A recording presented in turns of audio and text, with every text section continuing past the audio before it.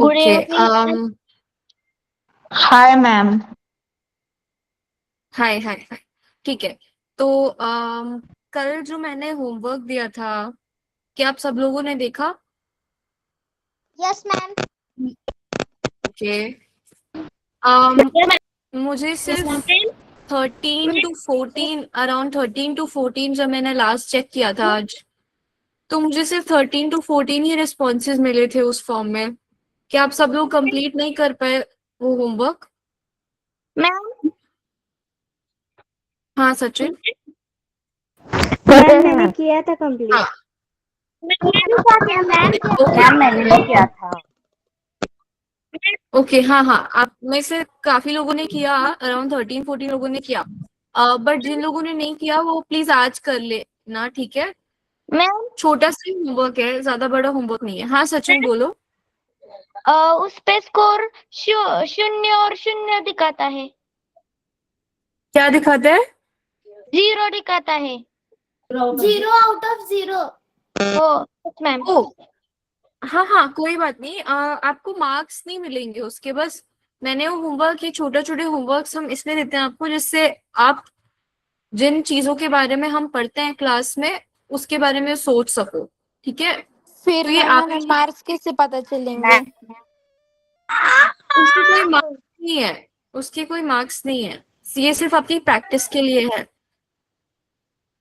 Yes ma'am.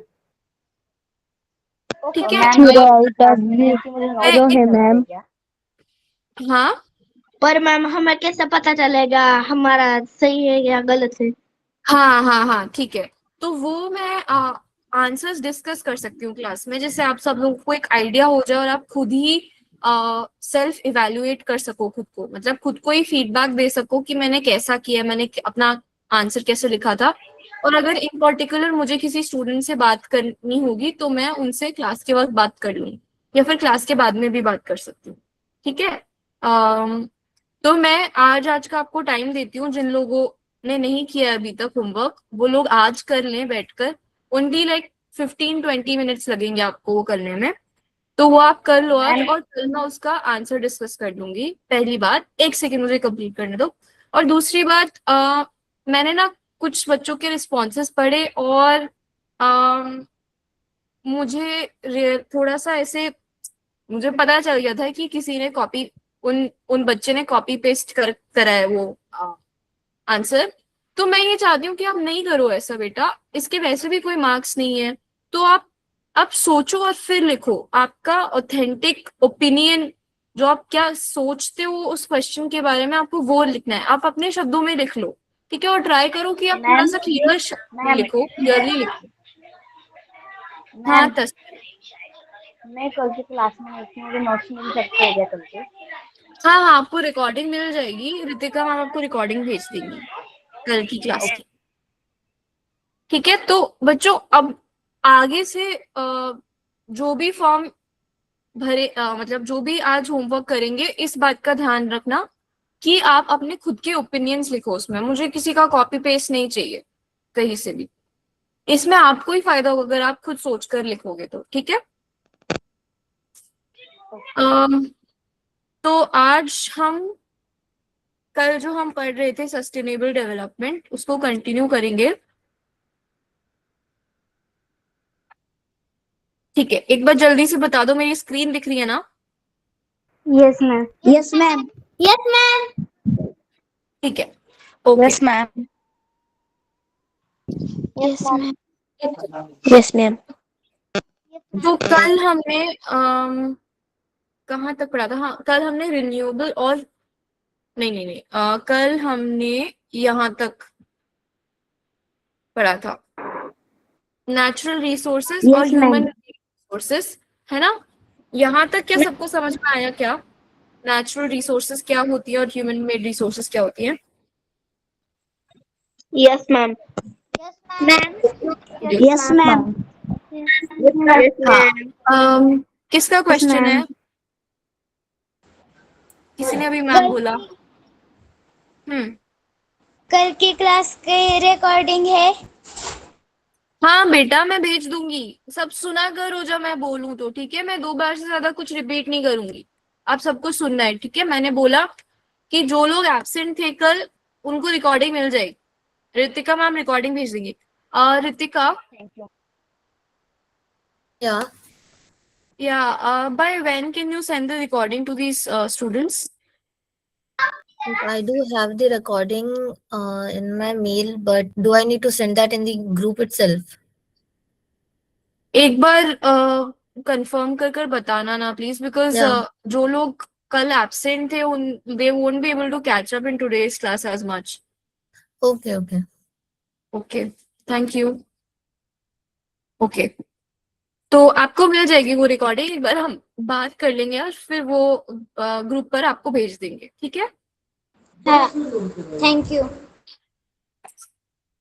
Okay, तो natural resources और human made resources सबको समझ में आया था कि हम पहले तो कल हमने एक छोटा सा रिविजन, कल हमने रिसोर्स की डेफिनेशन देखी थी। कल हमने समझा था कि रिसोर्स होता क्या है, और रिसोर्स एक रिसोर्स तब रिसोर्स कहलाएगा जब उसकी कोई यूटिलिटी हो, मतलब उसका कोई यूज हो, और वो यूज उस रिसोर्स को एक वैल्यू देता है, ठीक है?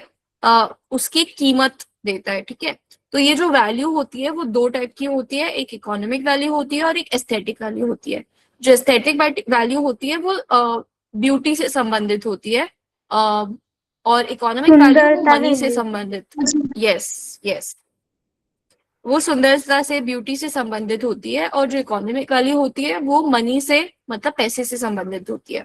जो एस्थेटिक वैल्यू होती है उसको हम इकोनॉमिक वैल्यू में कन्वर्ट भी कर सकते हैं। कन्वर्ट मतलब चेंज कर सकते हैं। जैसे अगर हमें कोई पेंटिंग बहुत खूबसूरत लग रही है तो उसकी एक एस्थेटिक वैल्यू है।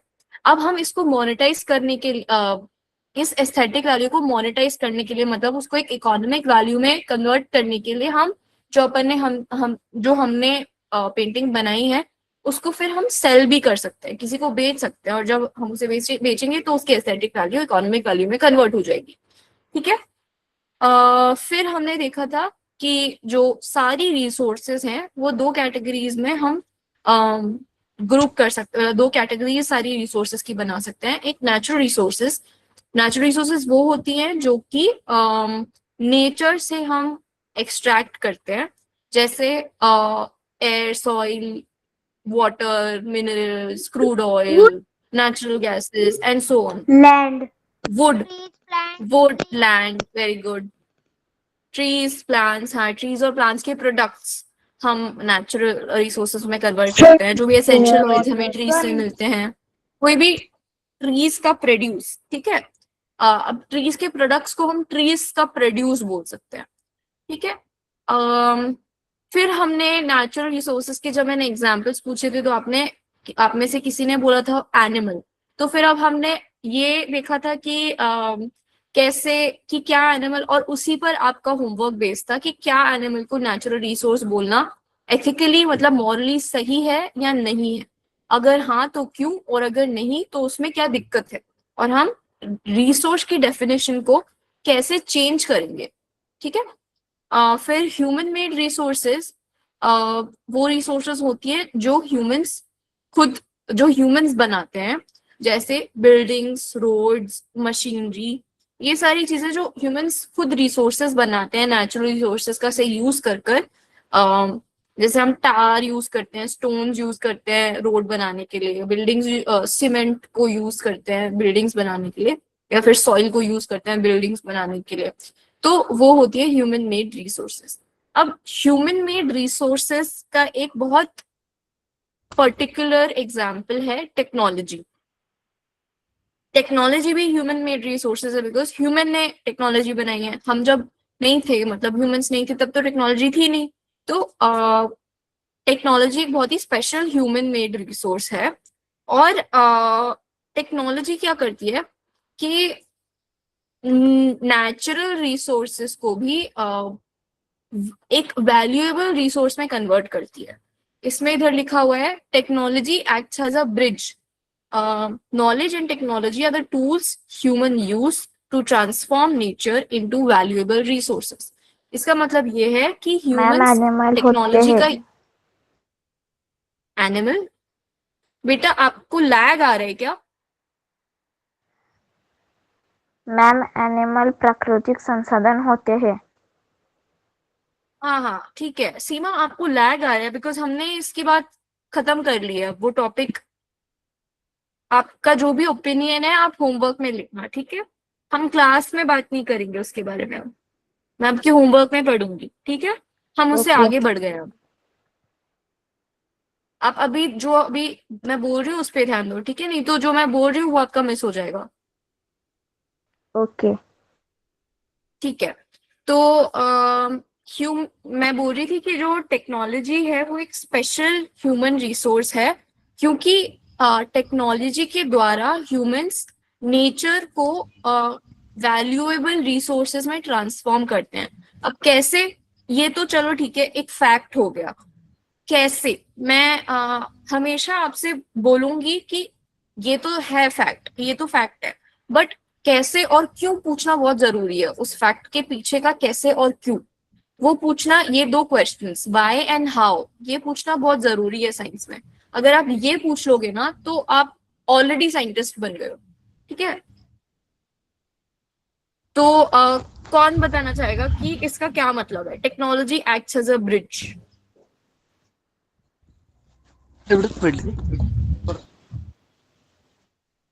कोई एग्जाम्पल दे सकता है इसका? मैम क्वेश्चन फिर से रिपीट करो ना। ओके, क्वेश्चन ये है कि टेक्नोलॉजी एक स्पेशल ह्यूमन रिसोर्स है जो कि नेचर को वैल्यूएबल रिसोर्सेज में ट्रांसफॉर्म करता है। मतलब नेचर से टेक्नोलॉजी आएगी, और टेक्नोलॉजी जब जब आई तो नेचर को उसने वैल्यूएबल रिसोर्स में, मतलब किसी और चीज में जो कि हमारे लिए वैल्यूएबल है उसमें कन्वर्ट कर दिया, ट्रांसफॉर्म कर दिया। उसका कोई एक एग्जाम्पल दे सकते हैं कि टेक्नोलॉजी ऐसा कैसे कर सकती है, या फिर टेक्नोलॉजी ने ऐसा कैसे किया?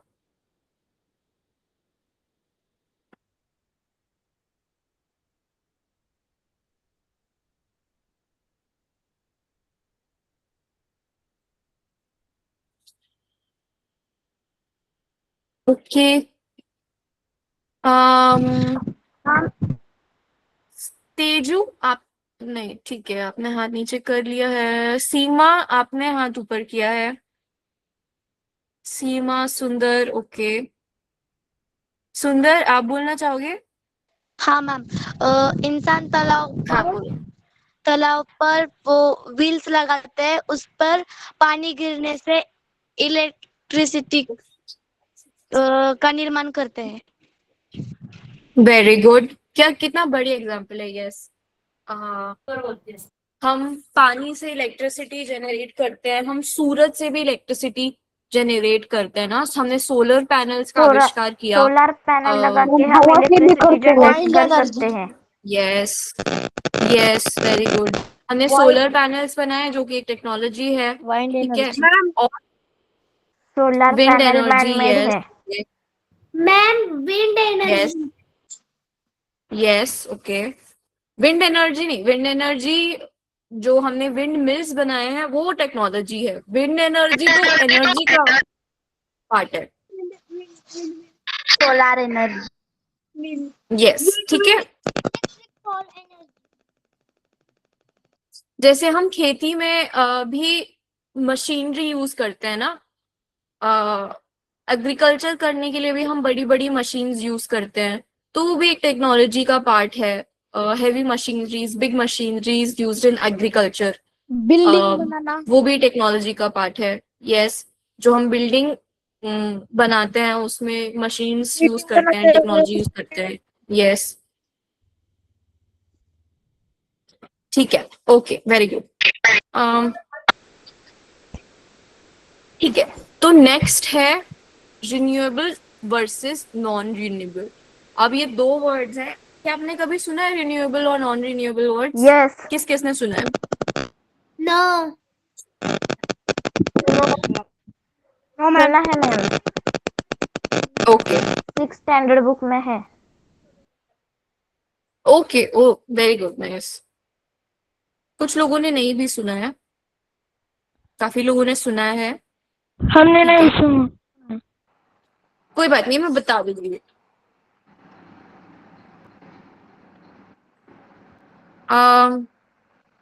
ठीक है, तो जो रिन्यूएबल रिसोर्सेज होती हैं, मैंने स्पेलिंग इसमें लिख रखी है, आप देख लो और लिख लो। जब आप लिखते हो ना चीजों को तो आपको ज्यादा याद रहती हैं चीजें। तो रिन्यूएबल रिसोर्सेज वो होती हैं जो कि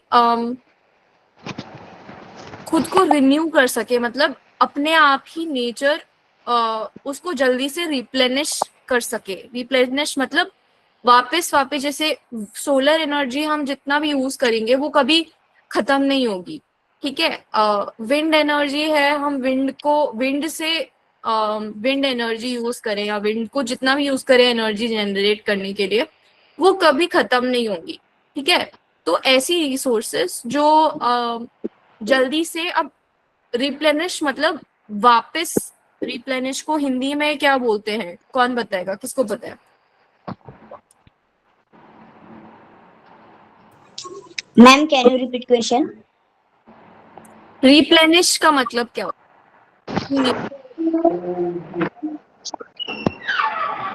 या फिर मराठी में अगर आपको आता है, ठीक है।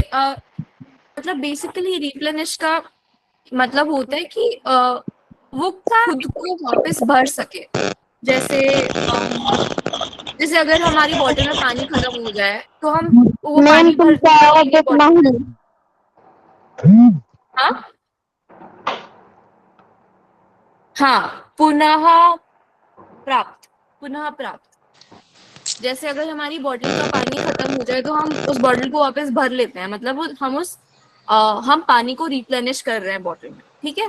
तो बेसिकली ये आपूर्ति करना. यस यस यस, आपूर्ति करना, ठीक है। तो आपूर्ति करना. यस आपूर्ति करना. यस यस यस, ठीक है। तो रिन्यूएबल रिसोर्सेज वो होती हैं जो कि खुद को, ठीक है बच्चों, बस बस। तो रिन्यूएबल रिसोर्सेज वो होती हैं जो कि खुद को क्विकली रिप्लेनिश कर सके, ठीक है। और बेसिकली अनलिमिटेड होती है, मतलब वो बहुत जल्दी से एग्जॉस्ट नहीं होती है, मतलब खत्म नहीं होती। एग्जॉस्ट मतलब खत्म होना, ठीक है। और वापस भरने को बोलते हैं रिप्लेनिश, ठीक है। इसमें आपको 3 वर्ड्स इधर न्यू मिल गए हैं, रिन्यू, रिन्यूएबल, रिप्लेनिश और एग्जॉस्टेबल, ठीक है। ये 3 वर्ड्स नोट कर लो अगर आपको पहले से नहीं पता थे तो। अब रिन्यूएबल रिसोर्सेज में क्या क्या एग्जांपल्स हैं, क्या क्या एग्जांपल? सोलर और विंड एनर्जी तो सोलर विंड यस, सोलर और विंड एनर्जी तो लिखा हुआ है इस टाइप में। उसके अलावा क्या क्या होंगी renewable resources? Water okay,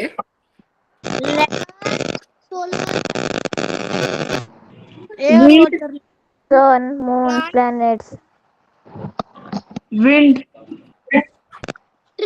okay, ये जो सन मून प्लैनेट्स हैं, क्या ये रिसोर्सेज हैं? मैम हाँ, नीट चालू है. क्या चालू है?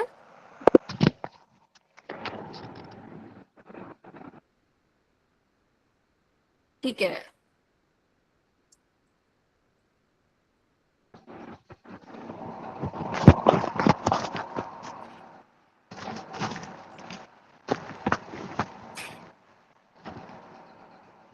Okay. Geothermal energy, nice. Geothermal energy का मतलब क्या होता है सोहम?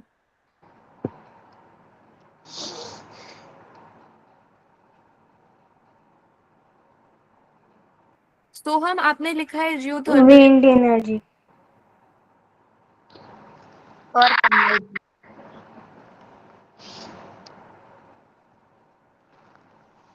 ओके, सोहम आप ना मुझे समझाना, ठीक है, जियोथर्मल एनर्जी क्या होती है। Okay, wind wind energy, energy. Okay, wind energy. और लोगों ने, हाँ सब लोगों ने लिखा है विंड एनर्जी, ठीक है। हाइड्रोलिक विंड एनर्जी तो था इधर, ठीक है। तो ये एग्जांपल्स हैं रिन्यूएबल रिसोर्सेज के। नॉन रिन्यूएबल रिसोर्सेज वो होती हैं जिनका potential energy. Sorry, potential energy. Yes. Potential energy, potential energy तो पोटेंशियल एनर्जी बेटा एक टाइप ऑफ, वो फिजिक्स की एनर्जी है। आई डोंट थिंक वो जिस एनर्जी की हम यहाँ पर बात कर रहे हैं वो रेलेवेंट है यहाँ पर।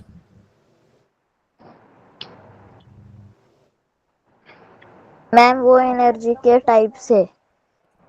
या यस, तो वो एनर्जी फिजिक्स के सेंस में हो गया। वो हम यहाँ मैकेनिकल पर एनर्जी के दो टाइप से। या potential energy, kinetic energy, yes. तो ये यहाँ पर हम उस वाली फिजिक्स वाली एनर्जी की बात नहीं कर रहे हैं, ठीक है। तो अब नॉन रिन्यूएबल रिसोर्सेज वो होती हैं जिन जो कि एग्जॉस्टेबल होती हैं, मतलब खत्म हो जा सकती हैं, और जो कि रिप्लेनिश तो कर सकते हैं, जो रिप्लेनिश तो हो सकती है, बट बहुत टाइम के बाद वो खुद को रिप्लेनिश कर सकती है, और उसके लिमिटेड स्टॉक्स होते हैं। जैसे petrol, diesel, natural gas, would. Yes, petrol, yes, Wood also cannot be replaced easily. Would also, yes, okay.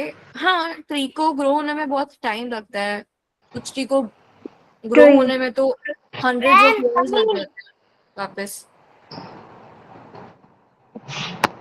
ठीक है। तो नॉन रिन्यूएबल एनर्जीज ऐसा नहीं है कि खुद को रिप्लेनिश ना कर सके कंप्लीटली, वो रिप्लेनिश तो कर सकती है, बट उनको खुद को रिप्लेनिश करने में अपने आप एक लाइफ टाइम का समय लग जाता है। मतलब एक ह्यूमन का लाइफ स्पैन, या फिर काफी ह्यूमंस का लाइफ स्पैन, एक ह्यूमन का लाइफ स्पैन कितना होता है, अराउंड 80-90 ईयर्स, है ना। तो जनरेशंस लग जाती हैं नॉन रिन्यूएबल रिसोर्सेज को, एक बार खत्म हो गई तो जनरेशंस लग जाएंगी वापस रिन्यू होने में, ठीक है। और नई जैसे कोल, पेट्रोलियम, कोल बनता रहता है। कोल कैसे बनता है, मतलब जब बहुत, मतलब बहुत प्रेशर से, जब अर्थ का प्रेशर लगता रहता है तब कोल बनता है। जैसे स्टोन्स भी कब बनते हैं, जब स्टोन्स को बनने में पहले छोटे छोटे पार्टिकल्स, जब कुछ सब्सटेंसेस, मतलब कोई भी एक मटेरियल अर्थ के प्रेशर से छोटे छोटे पार्टिकल्स में कट जाए, तब पहले वो डर्ट बनता है, फिर उसके बाद स्टोन बनता है। उसमें बहुत साल लग जाते हैं, बहुत ही साल, काफी डेकेड्स लग जाते हैं, डेकेड से भी ज्यादा, मिलेनिया लग जाता है, ठीक है। तो वो होती है नॉन रिन्यूएबल रिसोर्सेज, जैसे कोल, पेट्रोलियम, नेचुरल गैसेस। अब इसमें दिक्कत क्या है, कि हमारा जो कंजम्पशन है, रिसोर्सेज को कंज्यूम कर रहे हैं हम, उसकी रेट बहुत ज्यादा है उससे, जिससे कि वो रिप्लेनिश हो पा रही हैं। तो हम कोल को, जैसे कोल या पेट्रोलियम, इन सारी चीजों को इतना तेजी से यूज कर रहे हैं पॉपुलेशन बढ़ने के कारण, और ग्लोबलाइजेशन हो रहा है, इंडस्ट्रियलाइजेशन बहुत तेजी से बढ़ रहा है, तो हमारी नीड्स बढ़ती ही जा रही हैं, ठीक है। तो एडवांसमेंट होने के साथ साथ हम नॉन रिन्यूएबल रिसोर्सेज को इतनी तेजी से कंज्यूम कर रहे हैं कि वो रिप्लेनिश ही नहीं हो पा रही हैं, ठीक है। यहाँ पर क्या किसी को कोई कंफ्यूजन है?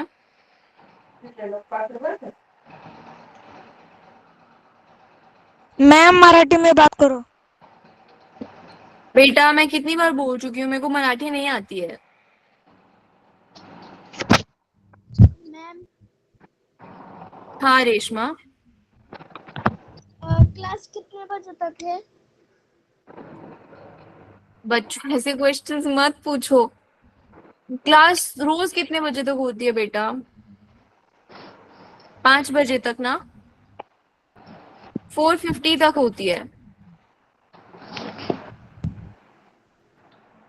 ठीक है। मैंने जब पूछा कि किसी को कोई क्वेश्चन है, तो इससे रिलेटेड क्या कोई किसी को क्वेश्चन है? ठीक है, कोई बात नहीं। अब आपके अराउंड एक छोटा सा टास्क, आपके अराउंड 5 चीजें लिस्ट डाउन करो, जो भी आपको 5 चीजें दिख रही है, और फिर उसको रिन्यूएबल नॉन रिन्यूएबल में क्लासिफाई कैटेगराइज करो कि क्या मेरी बुक किससे बनी है? पेपर से बनी है, पेपर वुड से बना है, वुड ट्रीज से मिलती है, तो क्या फिर एट दी एंड जो ट्री है वो रिन्यूएबल है या नॉन रिन्यूएबल है? 5 चीजें, हर एक बच्चा 5 चीजें लिस्ट डाउन करेगा और उसको कैटेगराइज करेगा रिन्यूएबल और नॉन रिन्यूएबल में। ये आपका टास्क है, और ये करने के बाद आप चैट बॉक्सेस में अपने रिस्पॉन्स लिख सकते हो, ठीक है। You have while non-renewable ma'am renewable. Ma'am क्या आप रिन्यूएबल और नॉन रिन्यूएबल के बारे में एक बार और कह सकते हैं क्या? ओके, ठीक है।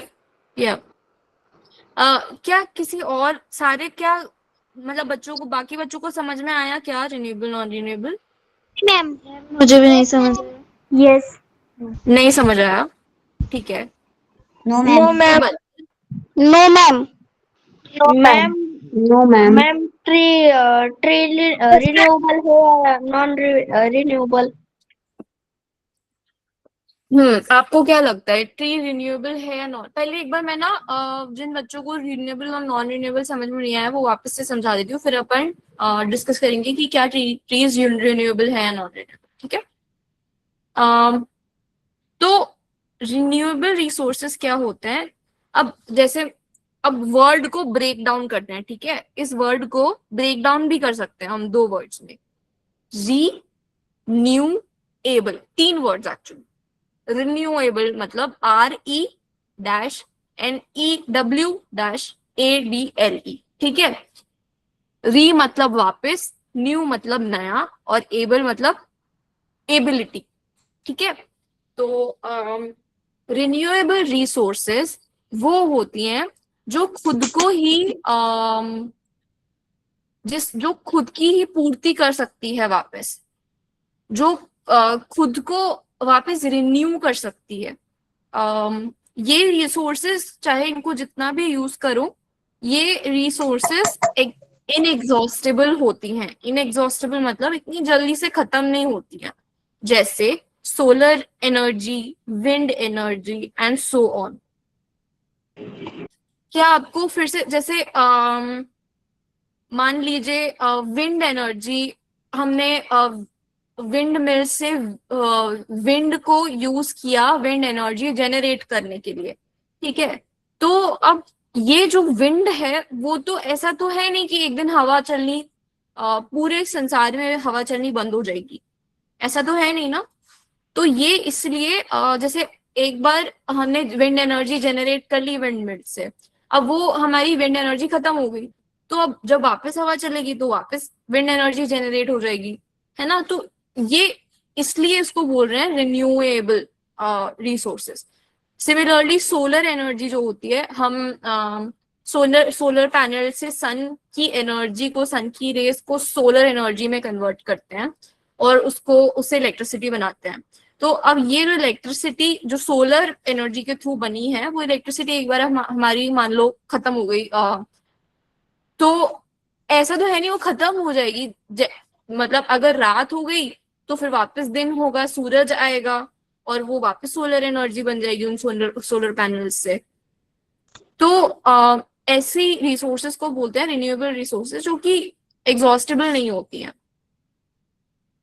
फिर उसके ऑपोजिशन में, मतलब उसके ऑपोजिट होती है नॉन रिन्यूएबल रिसोर्सेज। अब इसको भी हम सिमिलरली जैसे हमने रिन्यूएबल तोड़ा था वैसे तोड़ सकते हैं इस वर्ड को। नॉन मतलब नहीं, री मतलब वापस, न्यू मतलब नया, और एबल मतलब एबिलिटी। तो जो रिसोर्सेज खुद को रिप्लेनिश नहीं कर पाती हैं, जिसके लिमिटेड स्टॉक्स होते हैं, मतलब जिसका लिमिटेड स्टॉक होता है, जैसे चिप्स, आप किसी स्टोर में जाते हो, है ना, जैसे मान लो आप किसी एक मॉल में गए, आपको लेस खानी है, ठीक है, लेस चिप्स खानी है। अब उस लेस चिप्स के 20 पैकेट हो गए स्टोर में, तो अब जब वो 20 पैकेट खत्म हो जाएंगे तो वो 20 नए ले आएंगे। मतलब यहाँ पर लेस क्या रिन्यूएबल हुई या नहीं रिन्यूएबल हुई, नॉन रिन्यूएबल हुई? Renewable Yes, very good. Renewable तो less non renewable non renewable, renewable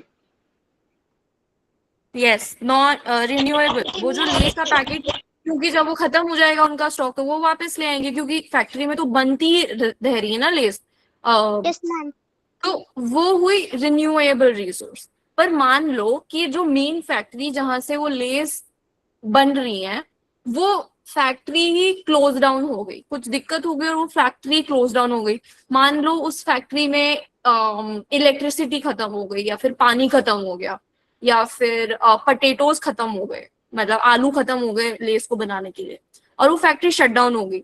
तो जब हमारे सुपरमार्केट में लेस के पैकेट खत्म हो जाएंगे तो क्या फिर वो रीस्टॉक कर पाएंगे लेस के पैकेट को शॉपकीपर्स?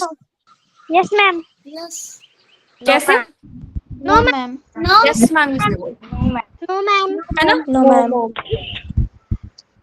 तो मैम बहुत फैक्ट्री होगी तो यस मैम हाँ ठीक है। तो इस केस में लेस का पैकेट नॉन रिन्यूएबल रिसोर्स हुआ, ठीक है। अब लेस चिप्स का तो मैंने सिर्फ एग्जांपल दिया था आपको समझाने के लिए, ठीक है। ये तो प्रोडक्ट है, लेस तो प्रोडक्ट है, रिसोर्स नहीं है एज सच, पर लेस प्रोडक्ट है, ठीक है। लेस को बनने के लिए जो चीजें चाहिए होती हैं, जैसे पटेटोज, जैसे वाटर, जैसे इलेक्ट्रिसिटी, वो सारी रिसोर्सेज हैं।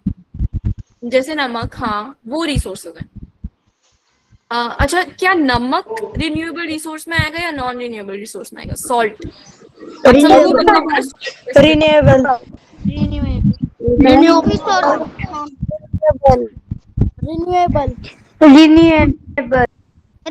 रिसोर्स क्यों क्यों क्यों? एक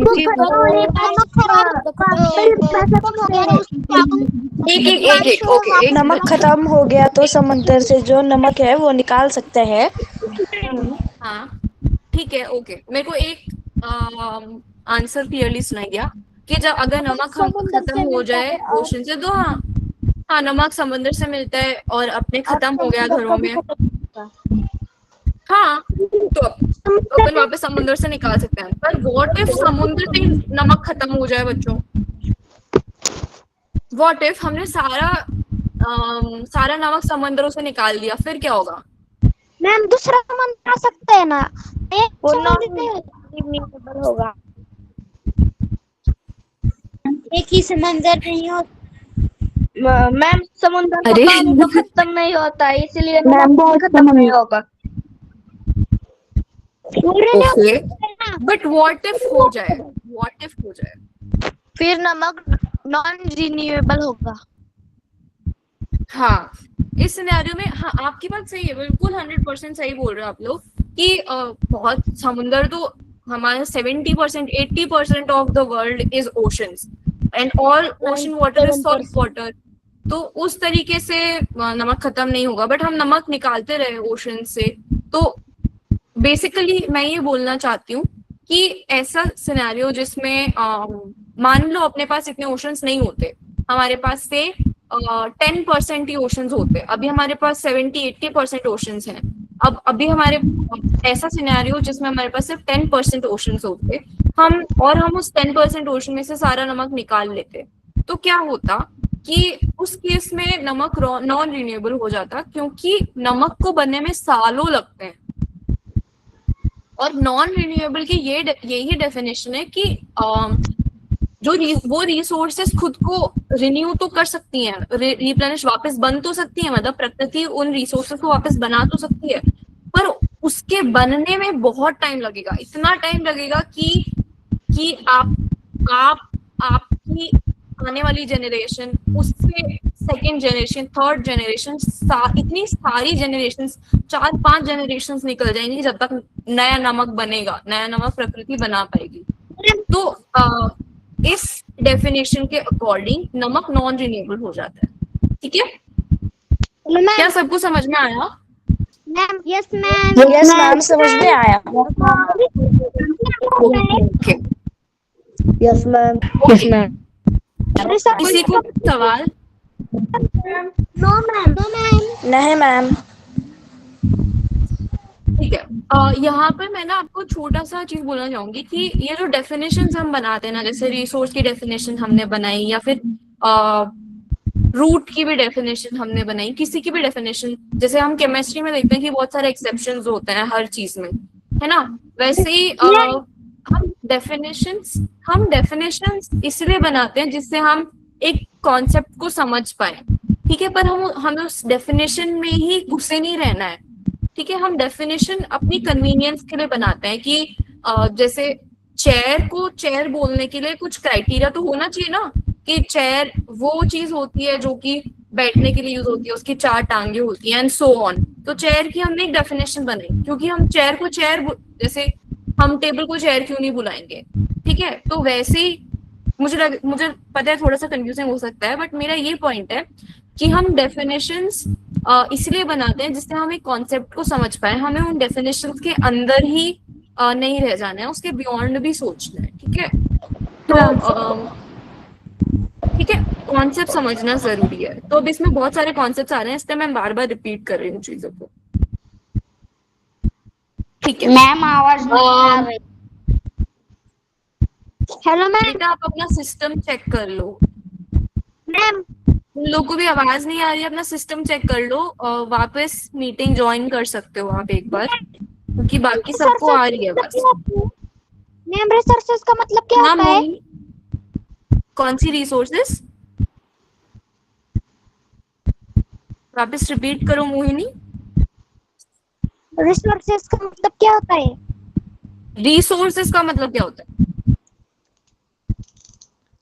कौन बताना चाहेगा मोहिनी को रिसोर्सेज का मतलब? संसाधन।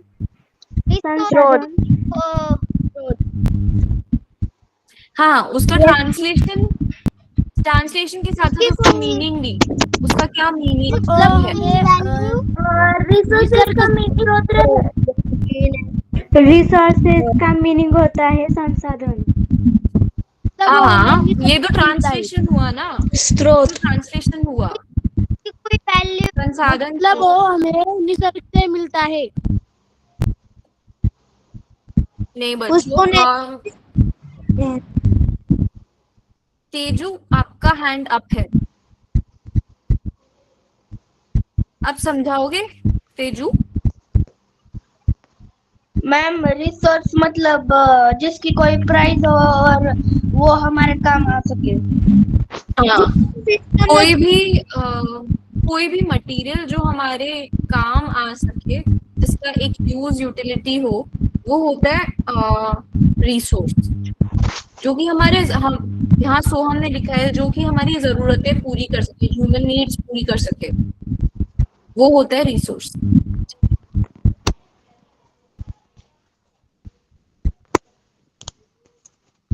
ठीक है, तो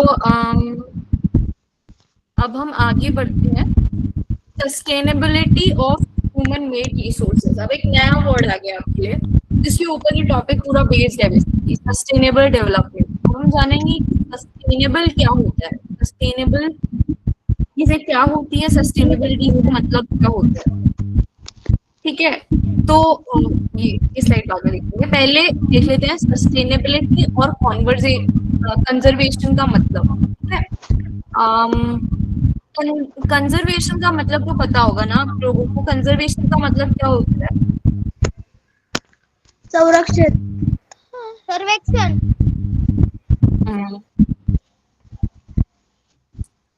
उसका मतलब संरक्षण। उसका ट्रांसलेशन सिर्फ नहीं, उसका सिर्फ ट्रांसलेशन नहीं,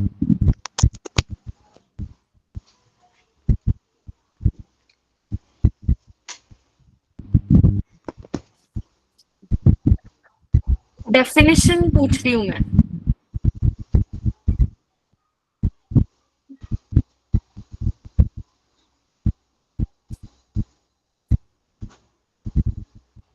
नहीं पता बच्चों? नहीं मैम, आप no ma'am. Please. No ma'am. नहीं पता? मैम। अच्छा।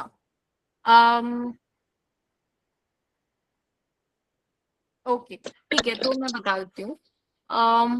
देखो, कंजर्वेशन, देखो आपने बहुत बार सुना होगा, मुझे लग रहा था कि आप लोगों को पता होगा ये वर्ड कंजर्वेशन।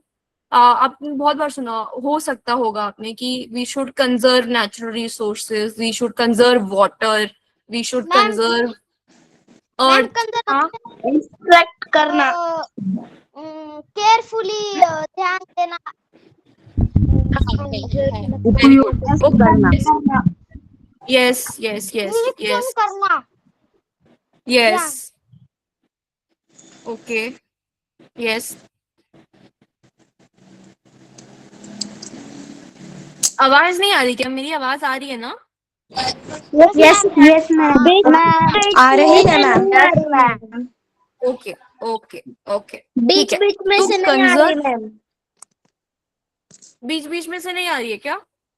नहीं। ओ मैम,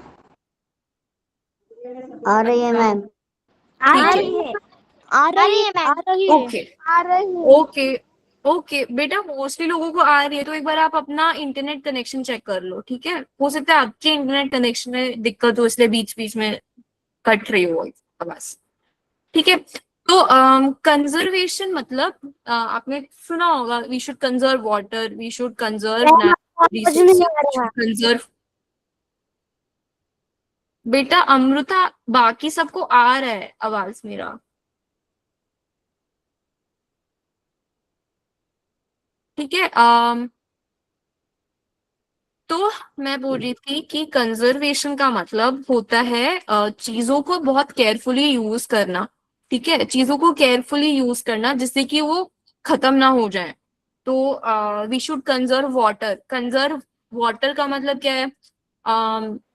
कि पानी को बहुत कम कम यूज, मतलब पानी को बचाए रखो। ठीक है, पानी को आगे के लिए बचाए रखो, वो होता है कंजर्व। कंजर्व मतलब बचा कर रखना चीजों को और केयरफुली यूज करना। सस्टेनेबल मतलब, सस्टेनेबल डेवलपमेंट में सस्टेनेबिलिटी का क्या मतलब होता है कि चीजों को इस तरह से यूज करो कि वो बहुत टाइम तक चले और फ्यूचर जनरेशन के लिए चले। अब हम एक जनरेशन कितने सालों तक, 80 साल तक जिएगी, ठीक है?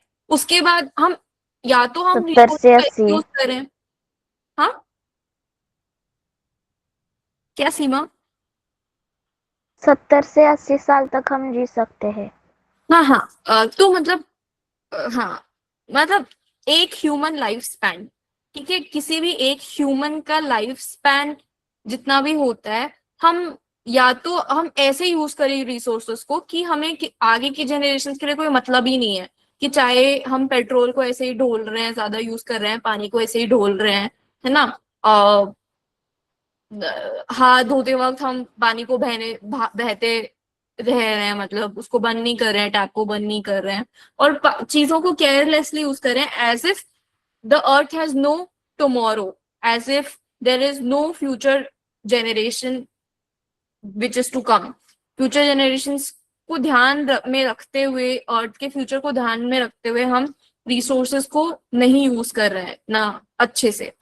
तो ऐसा नहीं, मतलब ऐसा नहीं होना चाहिए। हमें सस्टेनेबल डेवलपमेंट के लिए, सस्टेनेबल डेवलपमेंट बेसिकली एक ऐसा डेवलपमेंट है जहां हम रिसोर्सेज को यूज करना रोक नहीं रहे। हम ये नहीं बोल रहे कि रिसोर्सेज यूज ही मत करो, पेट्रोलियम यूज मत करो, कोल मत यूज करो, पानी मत यूज करो, हम ये नहीं बोल रहे। सस्टेनेबल डेवलपमेंट में, सस्टेनेबल डेवलपमेंट ये मानता है कि हम डेवलप तो होने दे, मतलब डेवलपमेंट के लिए ये रिसोर्सेज यूज करना तो जरूरी है। हम अम, हम क्योंकि नेचुरल रिसोर्सेज डिप्लीट हो रही हैं, तो इसका मतलब ये तो है नहीं कि हम सारा डेवलपमेंट हॉल्ट कर देंगे। हॉल्ट मतलब रोक देंगे, HAULT, हॉल्ट। तो ऐसा तो है नहीं कि हम सारा डेवलपमेंट रोक दें कि आगे प्रगति ही ना हो हमारी। ठीक है, सस्टेनेबल डेवलपमेंट ये नहीं मानता है। सस्टेनेबल डेवलपमेंट मानता है कि डेवलपमेंट होना तो चाहिए, पर इस तरीके से हम डेवलपमेंट करें कि हम रिसोर्सेज को केयरफुली यूज करें और ऐसे तरीके इजाद करें, मतलब ऐसे तरीके इन्वेंट करें कि आगे की जनरेशन्स को भी रिसोर्सेज मतलब काफी ज्यादा मिले, उनके सर्वाइवल के लिए कोई दिक्कत ना हो, ठीक है, उनका सर्वाइवल कॉम्प्रोमाइज ना हो, ठीक है। तो सस्टेनेबल डेवलपमेंट और कंजर्वेशन में ये एक मेजर डिफरेंस है। मैंने दोनों के बीच में डिफरेंस इसलिए बताया आपको क्योंकि ये थोड़ा एक कंफ्यूजन हो सकता है, क्योंकि कंजर्वेशन और सस्टेनेबिलिटी बहुत सिमिलर वर्ड्स, मतलब हो सकता है आपको कंफ्यूजन हो जाए इन दोनों की डेफिनेशंस में, ठीक है। तो कंजर्वेशन मतलब पानी बचाए रखना, पानी को यूज ही ना करना, पानी को स्टोर करके रखना, बचाए रखना। और सस्टेनेबल डेवलपमेंट के अंदर हम पानी को ऐसे यूज करें, जैसे आजकल मैंगो सर्दियों में भी मिल जाते हैं कभी कभार, या फिर ऐसी सब्जियां जो कि समर्स में उगती हैं वो विंटर्स में भी मिल जाती हैं, ऐसी सब्जियां जो कि विंटर्स में उगती हैं वो समर्स में भी मिल जाती हैं, है ना।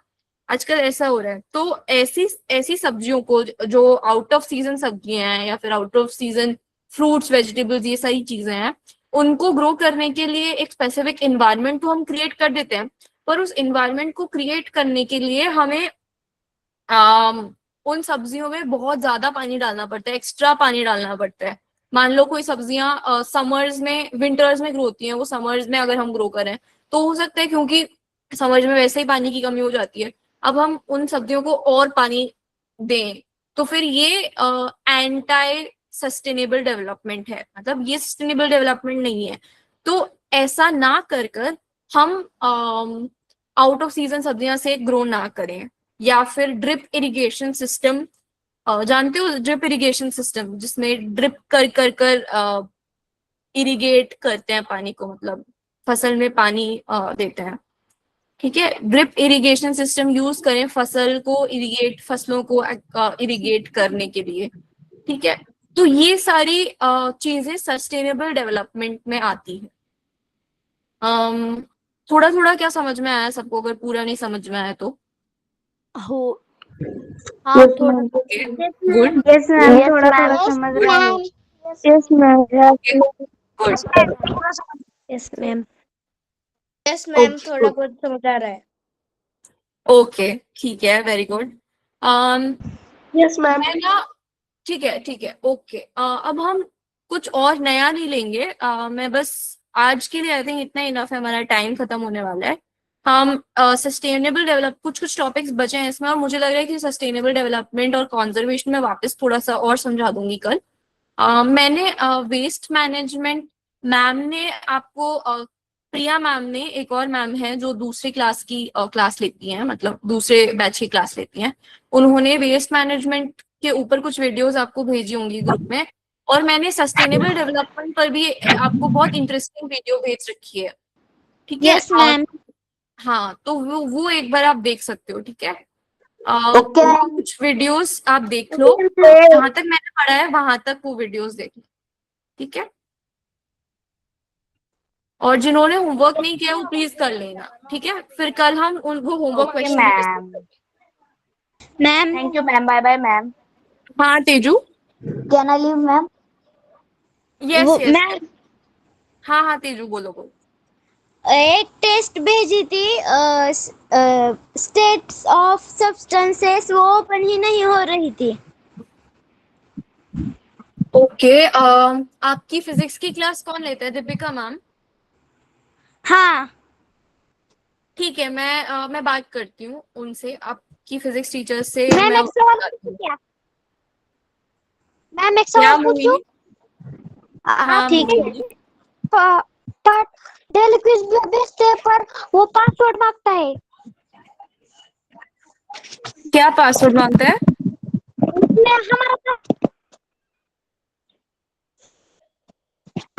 मतलब मोहिनी, आप अपना नंबर सेंड करोगे क्या एक बार चैट में? फिर रितिका मैम आपसे बात कर सकती है अगर कोई लॉजिस्टिक्स इशू आ रहा है तो। Yes ma'am. बाकी सब लोग लीव कर सकते हो मीटिंग को। मैम जिस Bye, नंबर bye. से रजिस्ट्रेशन Bye, किया है ma'am. उस नंबर से एग्जाम देनी है क्या? मैम हाँ हाँ हाँ जिस नंबर से रजिस्ट्रेशन किया है उस नंबर से देनी है क्या एग्जाम?